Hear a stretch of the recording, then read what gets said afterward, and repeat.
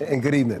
I'm Armstrong Williams. City, State's Attorney Ivan Bates and former Mayor Sheila Dixon is in the race for Baltimore City Mayor, saying that Brandon Scott has not been the partner he needs to stop the crime crisis in Baltimore. But let me just say, for full disclosure, that we invited Mayor Brandon Scott to join us tonight, and I guess I did not realize until a few minutes ago that he would not show. And so former Mayor Dixon is here, and Ivan Bates is here to talk further about his endorsement. But first, Fox 45, Rebecca Pryor, has why the city's top prosecutor is supporting the former mayor. This is something that we all can be proud of as Baltimoreans. A key piece to Mayor Brandon Scott's re-election campaign. A 24% reduction in homicides this year and a 16% reduction in non-fatal shootings. Continuing to tout a record reduction in homicides and shootings seen in the last year, an accomplishment the mayor himself says was only made possible with partnerships. We did it the right way, and we did it in true partnership.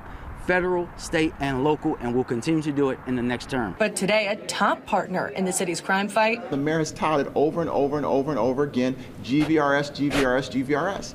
GVRS is only 2% of the violent crimes that my office prosecutes. The city's top prosecutor, Ivan Bates, making it clear he's looking for a new partner inside City Hall. Mayor Dixon is the one person that I know will be a true partner for myself in the Office of the State's Attorney. Bates throwing his support behind former Mayor Sheila Dixon's campaign, citing her tough-on-crime track record that led to historically low homicides and parallels his own policies, unlike the policies of Mayor Scott. We just have two different philosophies in fighting crime. For the first time, Bates publicly criticizing the current mayor's approach to quality of life crimes in particular, as car thefts continue taking off across the city, along with an uptick in property crimes and juvenile offenses. The more I began to have conversations with the mayor about that, it was clear that he wanted the policies of my predecessor. Bates referencing the controversial no prosecution policies of Marilyn Mosby, who stopped enforcing certain lower-level crimes. We decided we were not going to prosecute that,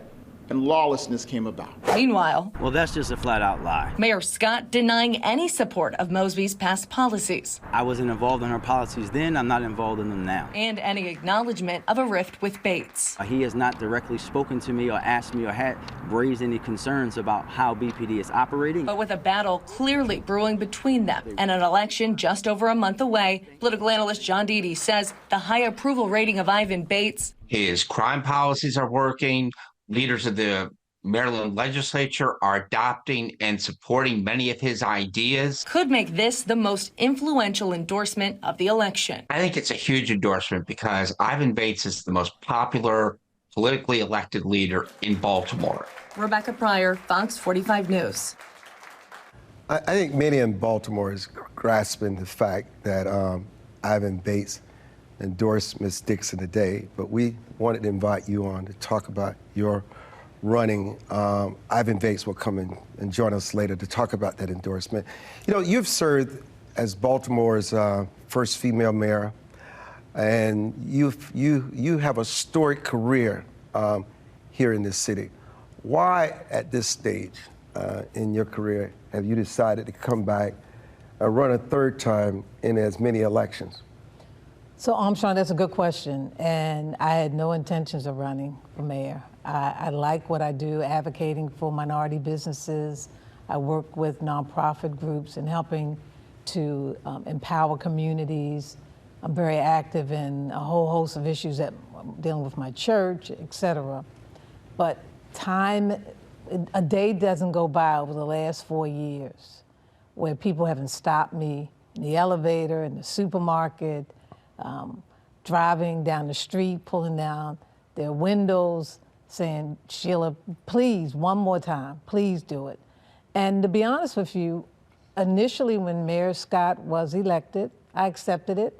I advised him, I made recommendations. Anthony Barksdale, who was his deputy mayor of public safety, was deputy commissioner during my administration when crime was the lowest in 20 years. And we took a holistic approach. But I also see how city government is so dysfunctional. And when you know how agencies are supposed to operate and how you're supposed to provide quality services to the citizens of Baltimore. And when I look at juvenile crime, when I look at the quality of life crimes that are impacting our community, and the fact that people are leaving year after year over the last 10 years, but particularly over this last year, Baltimore City lost additional population. And people are leaving because of quality of life issues in crime, education, schools, property tax. People are fed up and they're trying to figure out, how can I afford to live in Howard County? People were moving in Baltimore County. How can I afford to live in Anne Arundel, Hartford County, in some cases Pennsylvania? And we have all the key ingredients to be successful, but you need the kind of manager, you need the kind of leader that can pull things together and sustain it long term so that it's effective when we're gone. And we keep going in this circle dealing with some of the same issues, and it's like it's time to put aside politics. You know, I love this city, I'm committed to this city, and as many people as approached me about running, you know, I prayed about it, I talked to my kids about it, my family, and I decided to do it. I said, hey, either it's gonna be 3 times a charm or 3 strikes, I'm out. But I'm not gonna allow people to stress me out. I'm not going to allow the political games that hold us back from progressing in this city, you know? And, you know, I love Baltimore. We have every key ingredient to be a successful city. And I know it's gonna take someone who can work across the aisles in every community in this city and work with people. You know, I don't think any voter listening to your heart tonight would question anything that you just said. You know, but some of the voters would say, we gave you that opportunity. We gave you that trust, and you violated it. And you were doing so well in fighting crime, educating our kids, but you became so caught up with yourself that you forgot about the voters, and it became about you, and you had to leave office in disgrace. And here you are again, asking for that trust again. Why should they give it to you? Well, first of all, let me just clarify. I never gave up on the citizens, even through the trials that I had to go through. That I never stopped to the very last day in serving the citizens of this city. Yes, I've apologized, I made a mistake, but I also realized that you learn from those mistakes. And so you try to be truthful, you try to be transparent, you try to let people see that we all make mistakes in some form or fashion, but it's about redemption, it's about being humbled, and it's about learning from those mistakes. And how can I improve upon that? And so I've tried to let people know across this city that I did make a mistake, but that moving forward, my honesty, my transparency, and my love for the people of the city will be that avenue to get, and I know I have to gain people's trust back. So anything that goes on in city government, you know, a good example is when the mayor did the whole conduit deal behind the scenes. Well, anything that's broken in city government, the public's gonna know, because I'm gonna let them know about what's going on. I'm gonna be very transparent, and I'm also gonna show them how we're gonna fix whatever is broken and whatever the issues are.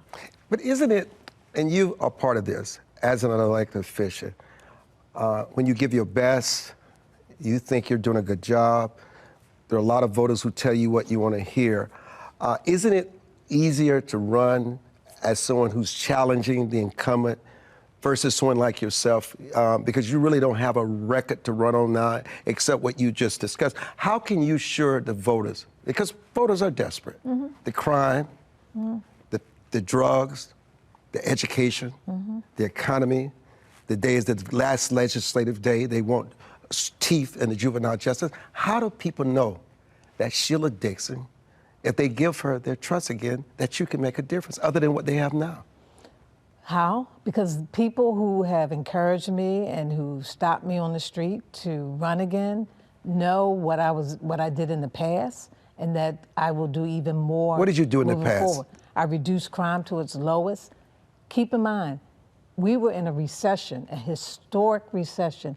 I had very little money. This was nationally, but in Baltimore City, people had to take furlough days, even elected officials, public safety.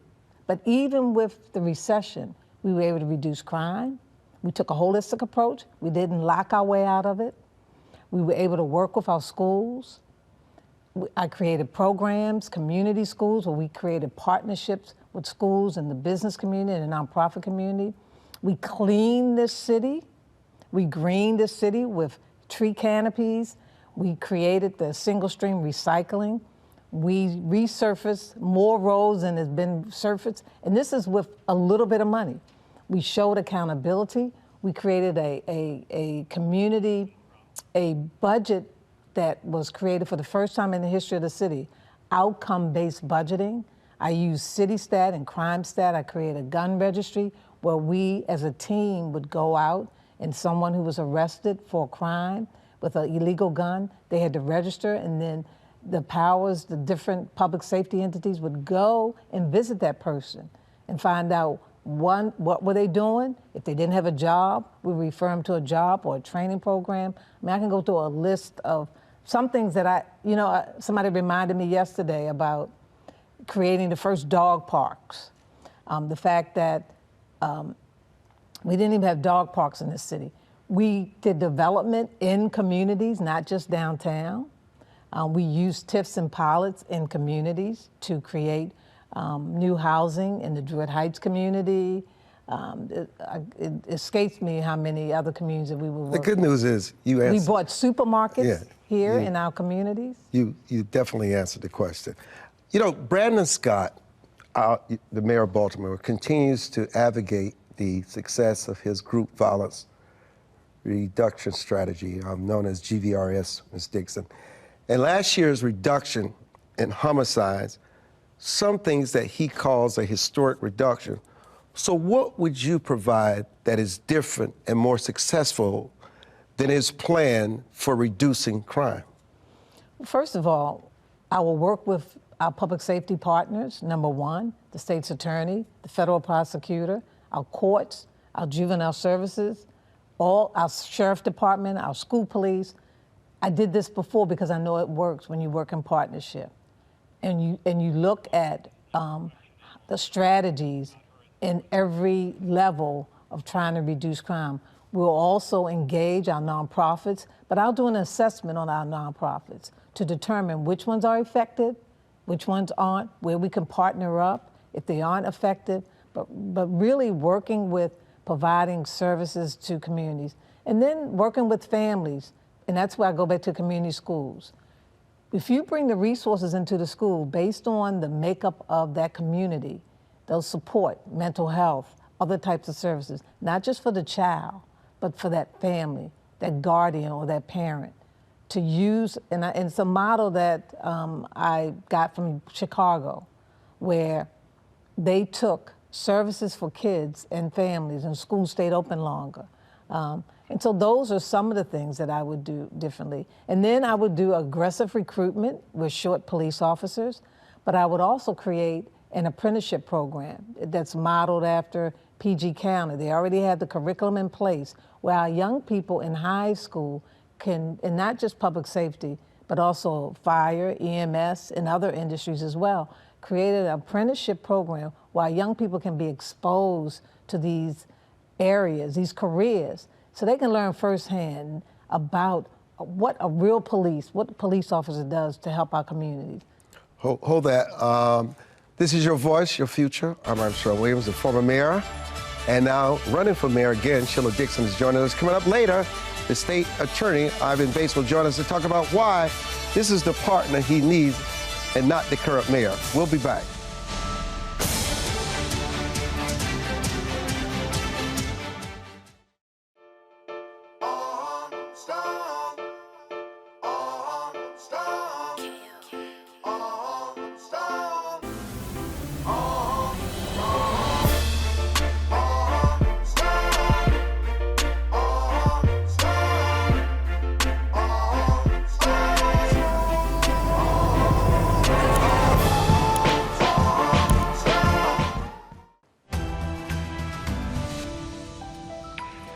You know, there's a quiet strength and confidence that you exude.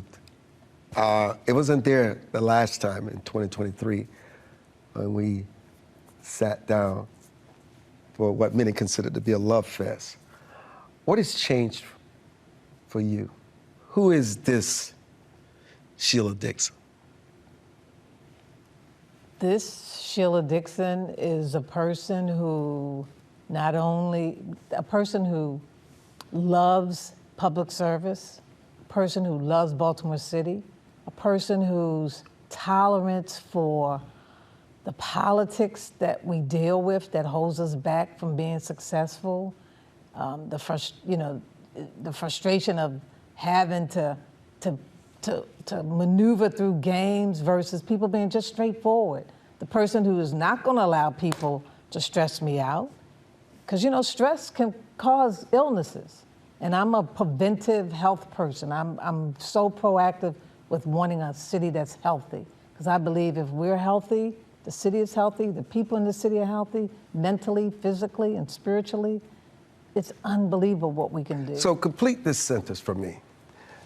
If Mayor Brandon Scott had done the following, it would have never crossed my mind to seek public office again. If Brandon Scott had not destroyed every agency in city government to be so dysfunctional, there's always an agency or department that maybe not be operating, would not operate well, but not every agency, every department, from fire to finance. How do you mess with numbers? How do you have a department that is toxic? How do you have a department when you have new elected officials like the state's attorney's office and the sheriff's department and personnel? It takes a year to be able to hire someone. They need to be able to hire someone within several weeks before they decide to go somewhere else. How do you not provide recycling during COVID when Sheila Dixon, who works with solid waste companies, shared with the mayor, the current mayor, to partner with the private sector to help you balance, since a lot of individuals left DPW? How do you have parasites in your water that we've never had before because you didn't order the chemical that's needed, or deal with homelessness where we had to give back $10 million to the federal government, where you had $640-some million of COVID money, which I've never ever gotten or seen, and you use it politically to create little nonprofits versus taking care of your departments first and foremost, where you didn't give a dime to the fire department, which needed apparatus and other equipment, DPW. I mean, I understand right now in DPW, they're renting trucks from a rental company. But you got, during COVID, even if it was on back order. So where's the nonprofit money going? It's my understanding, well, let me say this. It's my understanding a lot of that money has gone into creating nonprofits in the community.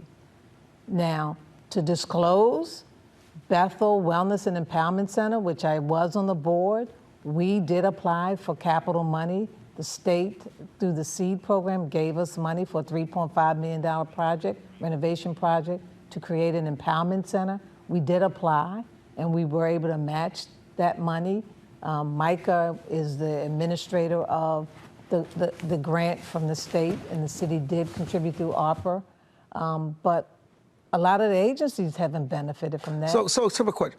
Has he failed, in your estimation, from a lack of experience, a lack of maturity, a lack of not having the right people around him? Because what you describe is a colossal failure. Mm-hmm. Why?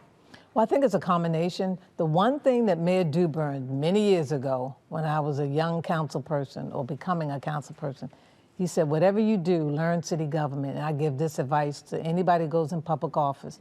Learn your agencies, learn how they operate, learn your budget, learn all of that.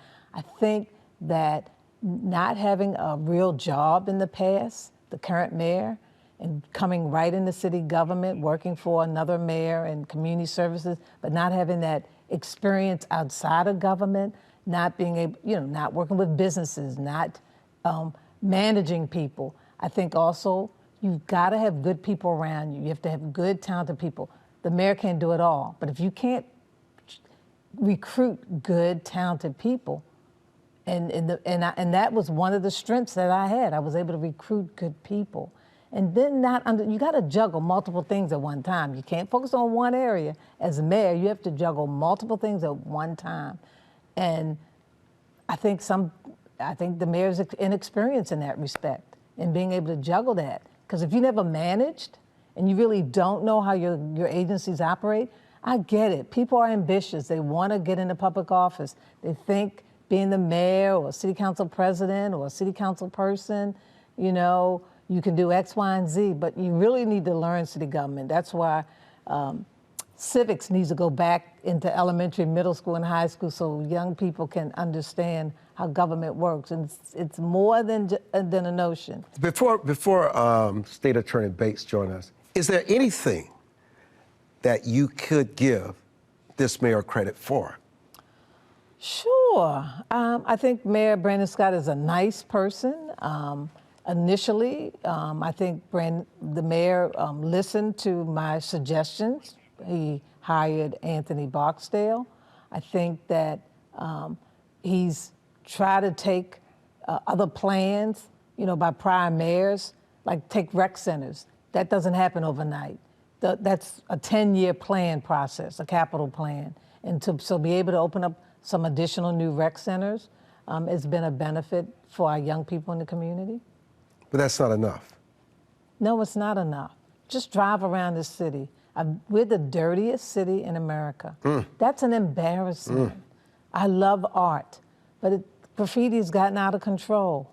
And you would change that. And yes, and just the mayor appoints 7 of the 9 school board members. Maintenance of effort is up to $79 million or more a year. You have a role in the schools. You can't stand off and say, the schools are separate from the city. No, this is taxpayers' dollars. You need to be in there, rolling up your sleeve, making sure that people are being accountable and our children are learning and doing everything in our power to make life better. Sheila Dixon, the former mayor of Baltimore and seeking re-election. When we return, the state attorney, Ivan Bates, will join us to make this case on why Ms. Dixon is his partner for the future. We'll be back.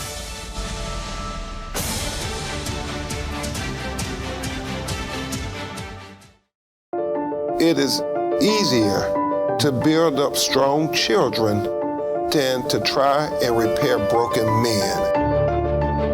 The streets are plagued with crime, violence. There's a lot of poverty, and it's all a result of lack of education that's happening in our schools. So it really is a crisis. We come from very different political perspectives, but we've come to the same conclusion, and that is there is a crisis in the classroom. Children are being deprived of quality of life because they're being deprived of a good education.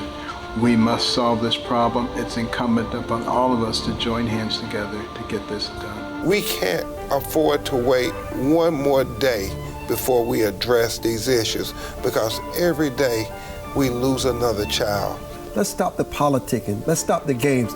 Let's really do something to give these kids a real chance at life and being a part of that American dream. We need accountability for funding. Many of the districts where you're seeing very low test scores, students graduating with very low literacy and math comprehension rates, they are receiving a lot of funding. So where is the money going where our kids aren't being adequately educated? If you believe every child is deserving of a quality education, please go to educationjusticefoundation.com.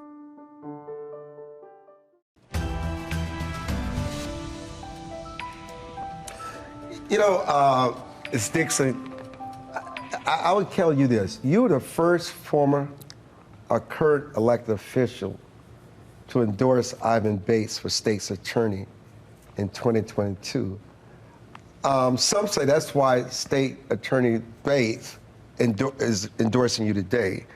But you know what? You chose him over Mrs. Mosby. You thought then that he was the better choice. And so why do you think Mr. Bates chose that? Well, I don't even have to ask you this. Here's Mr. Bates. He's joining us. You're the story of the day. You've decided, now, let me just say this.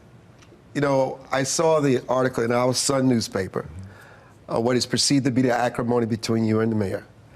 And whether the mayor speaks about this or not, he's not going to like it. And if he doesn't win, that sets up, or if she doesn't win, that sets up a very acrimonious relationship.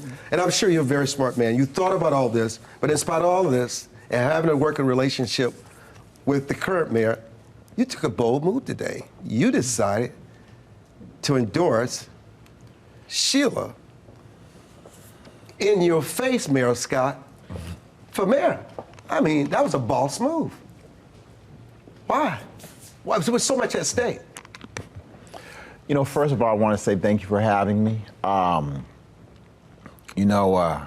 Congratulations.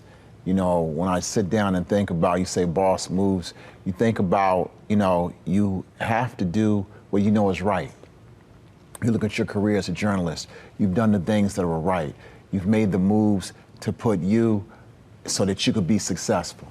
And so as state's attorney, I recognized, it took me a while to understand the job for a little while. And I understood that to really be successful, you have to have a partner. But you have to have a partner that you two think the same. You're not always going to agree on everything, but you're moving in the same direction. So when you look at violent crime, it's easy to have everybody go in the same direction of violent crime because no one wants to see the violence. Now, we may not agree how to solve or how to go after violent crime, but we know that violent crime is one of the big pieces that we're going to go after. Rebuilding the state's attorney's office, that was myself and my team. We were focused on that. And then the other thing, when I think about the three big issues that I ran on to be elected, was quality of life crimes. See, quality of life is, to me, how we get Baltimore back to where it needs to be. Quality of life is why people are leaving our city. Quality of life is why businesses aren't coming to Baltimore. Quality of life will allow businesses to come and to pay real wages so we can develop a whole new middle class and upper middle class in Baltimore City. And I constantly heard that people were not comfortable in their quality of life. They said they didn't want to arrest them, but they wanted individuals who are breaking the law to be held accountable and to get the services. So we went together, we talked to a number of individuals, we talked about a citation docket. We felt that everybody was on the same page, we were moving in that direction.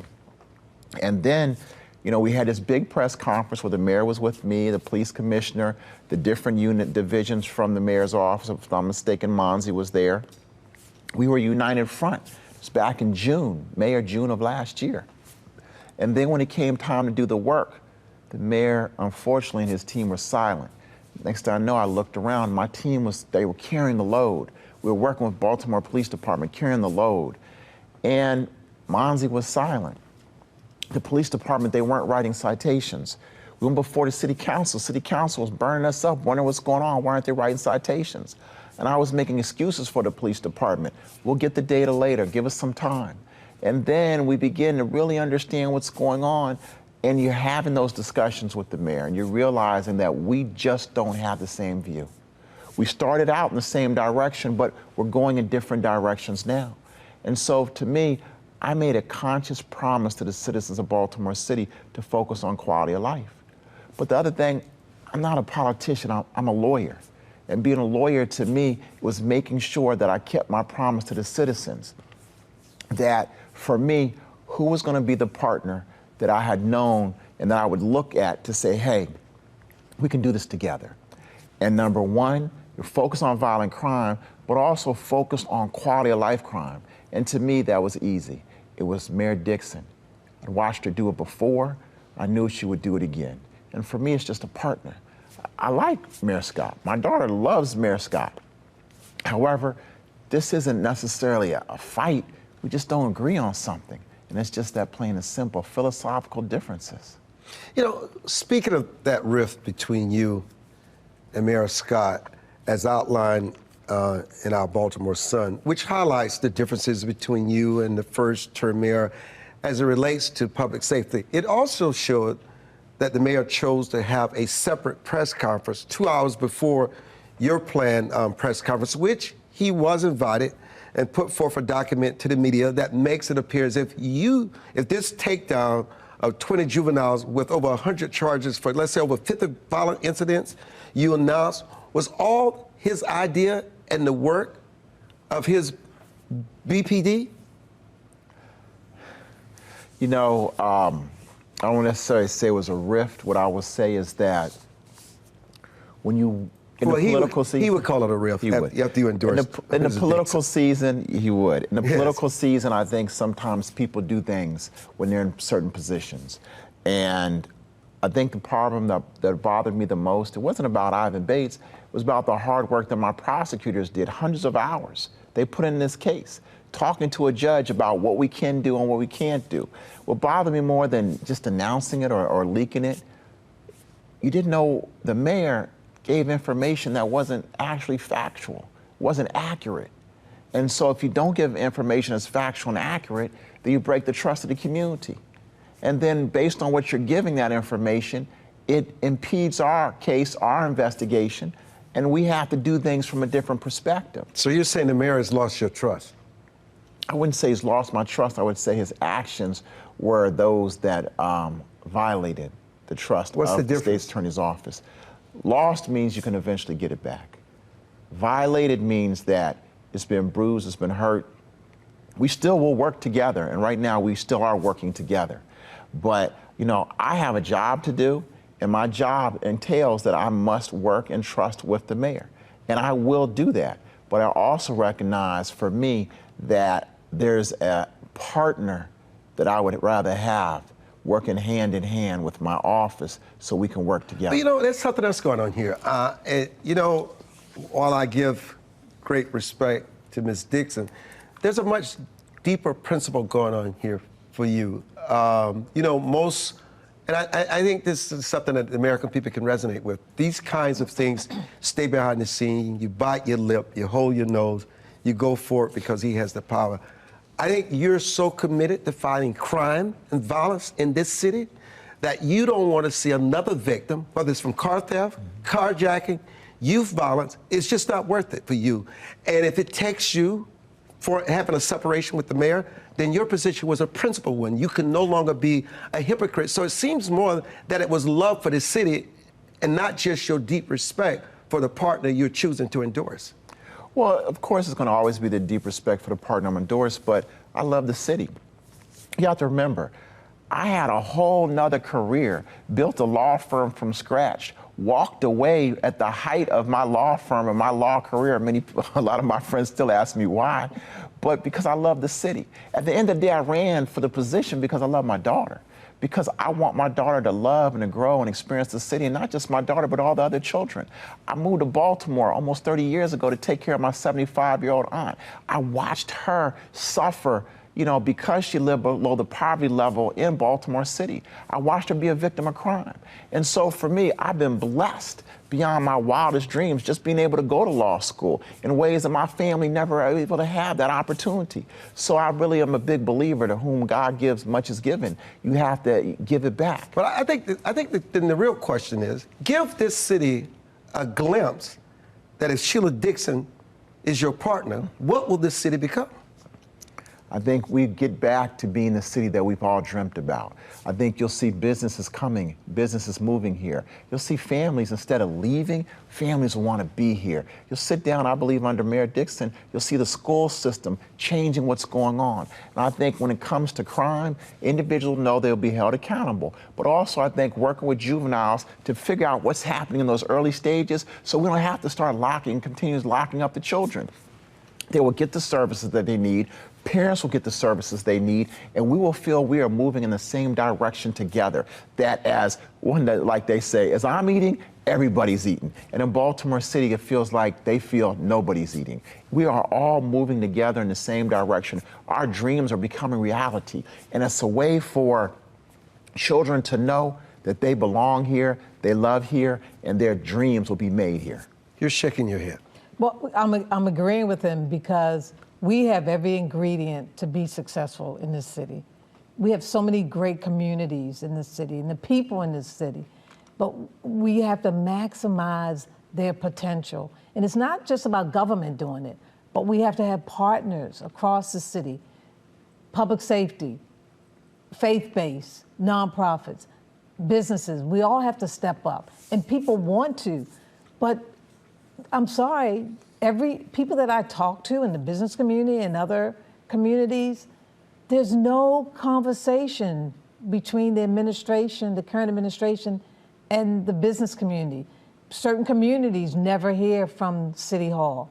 I mean, you've got to be out there and engage and involve them. And they also have to see their role and responsibility.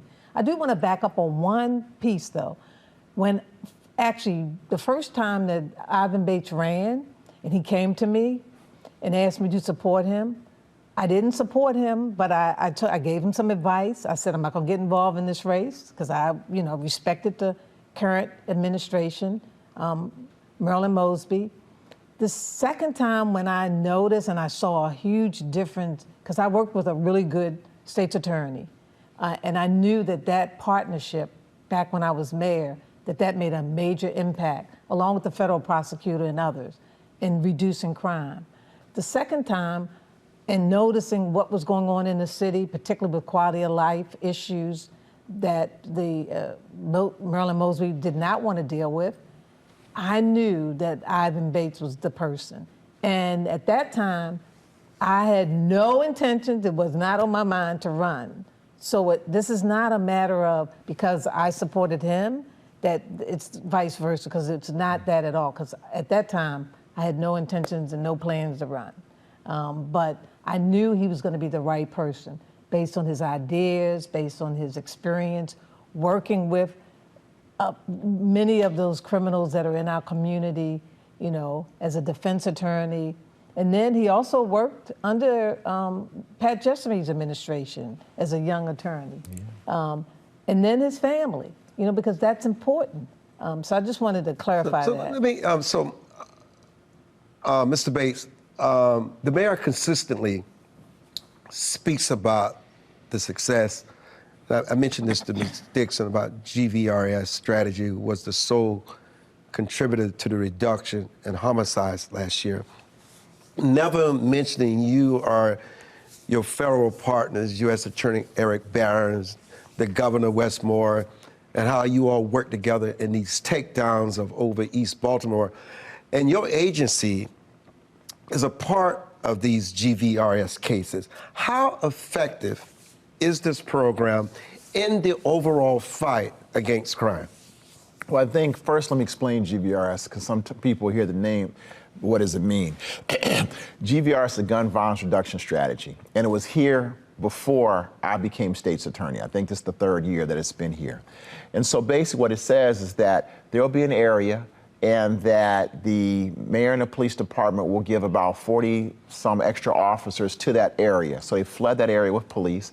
They flood that area with resources. Here's what I'm going to do. This is an important question, and for you to explain. And I'm up less than a minute before I have to take a break and come back. So I don't want to interrupt you. So let's take this commercial break and come back to this discussion. Your voice, your future.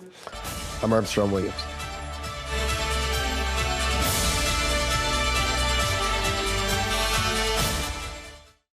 As a home buyer, you need a lender who cares about your home ownership dreams. United Security Financial has been helping families secure their dream homes for 30 years. We're a national fair practice lender that provides affordable mortgages and low down payment programs to eligible home buyers. To learn how United Security Financial can help you secure your dream home, call 1-800-373-4186.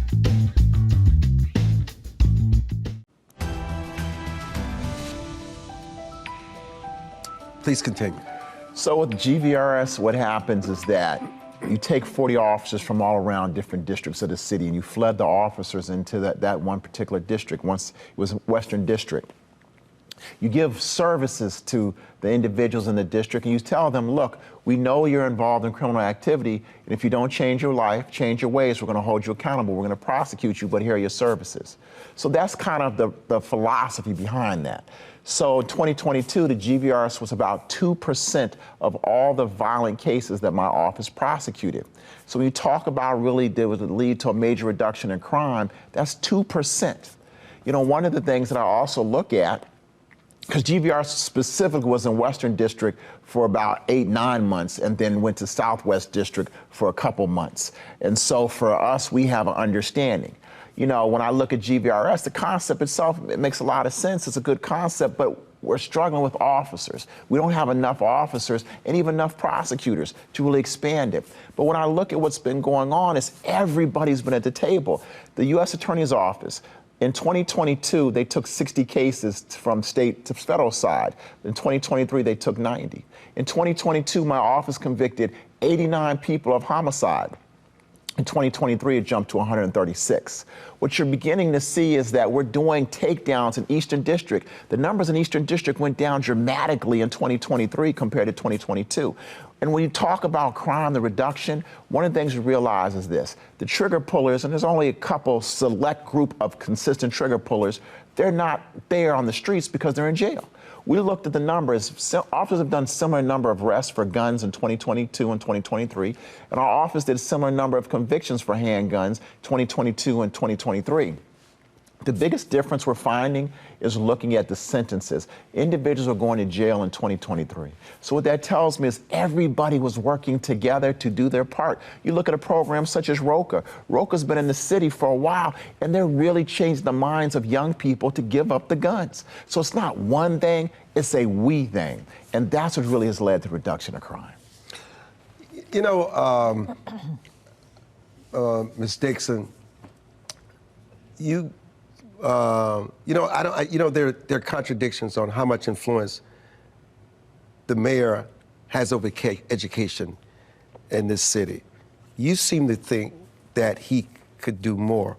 What is it you would do to make parents sleep better at night? They help kids to have real self-esteem and real self-worth, where they can read, they can write, they can do arithmetic, they can do science, they can read books and thrive in the classroom. What would you change? Well, first of all, we have to look at what's going on at North Avenue in the school board, because the school board is the governing board. The CEO answers to the school board. Those administrators answer to the school board. 2 of them are elected, 7 of them are appointed from the mayor.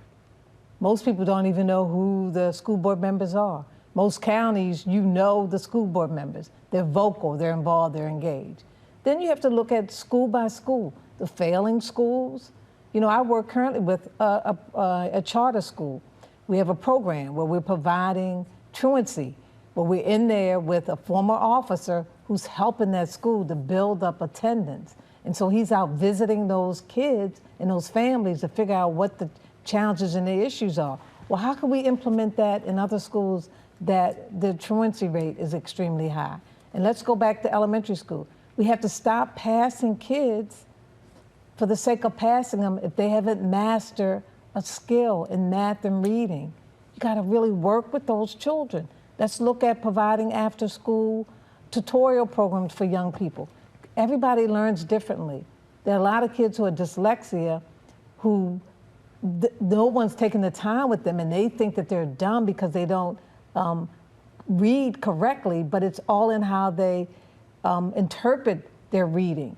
And so is there anyone in schools that are helping to analyze if a child is dyslexia versus passing them on?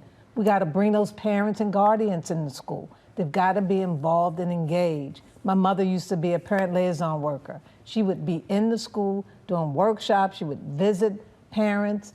A lot of parents, young parents in particular, don't necessarily know how to do some of the things. They're intimidated by the school. Their children might need extra support.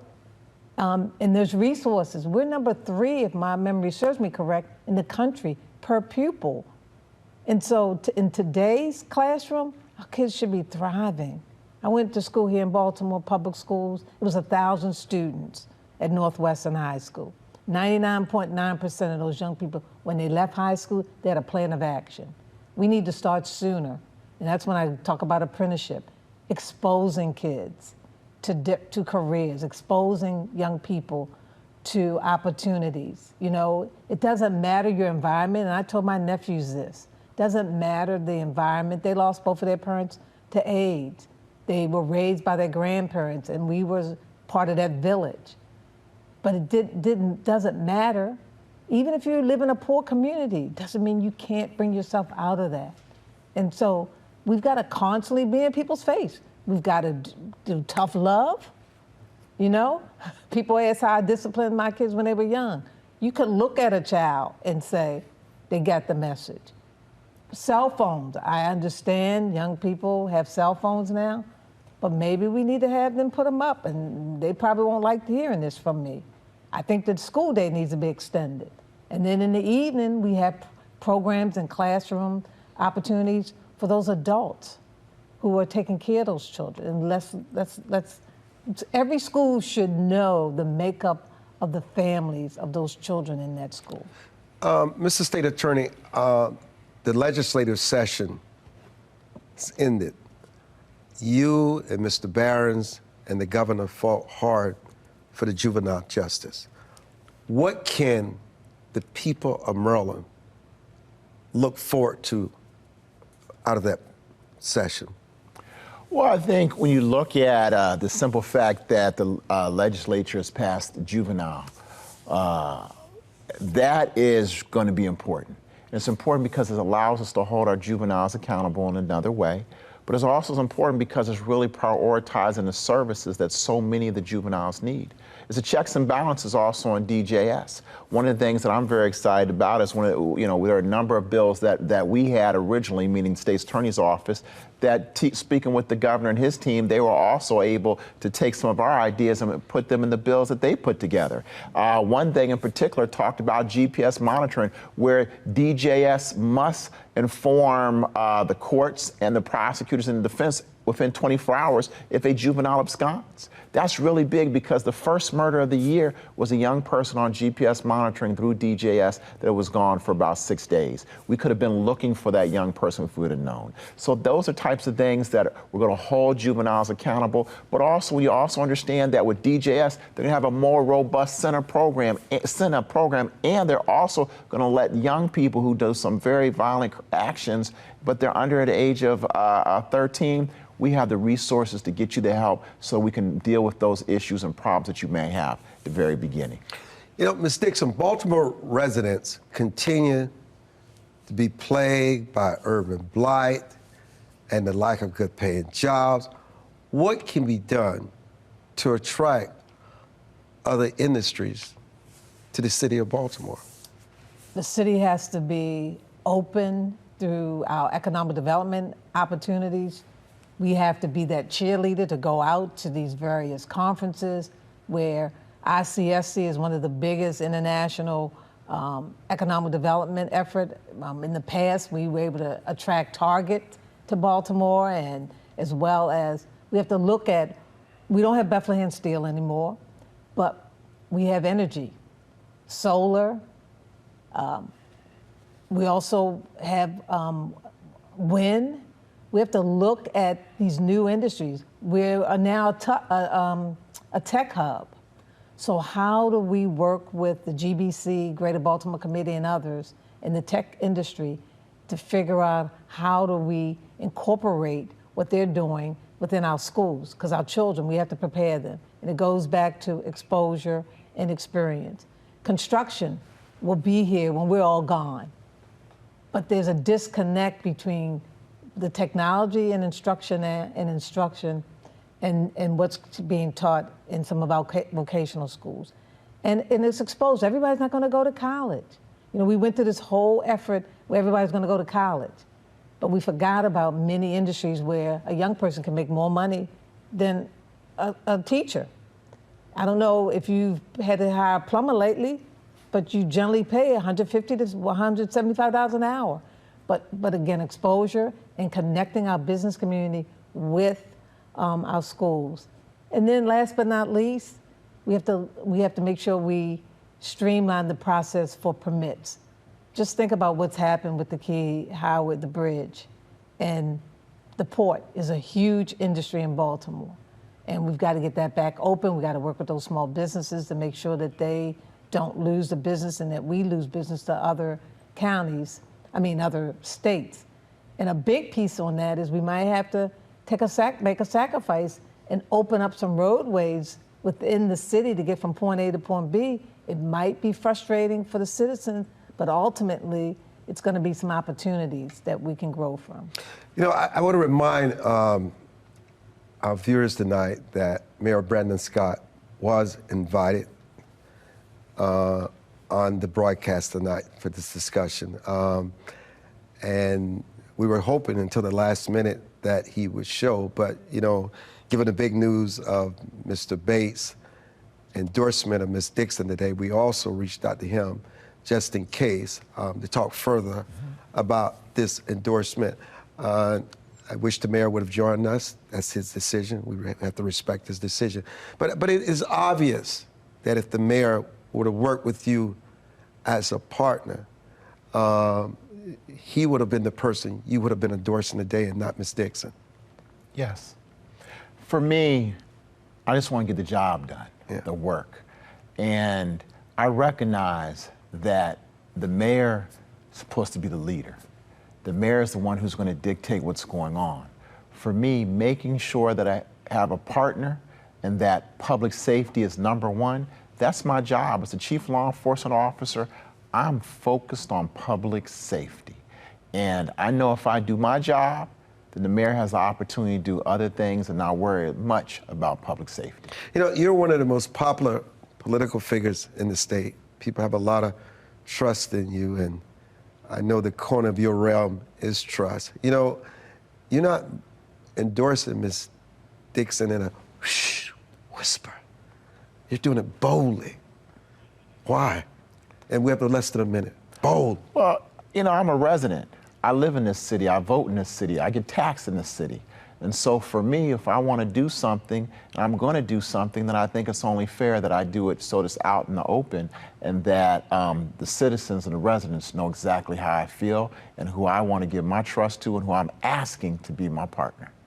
We encourage the voters. The power you have is that you have an opportunity to make this decision, and you should cast that vote on a primary day.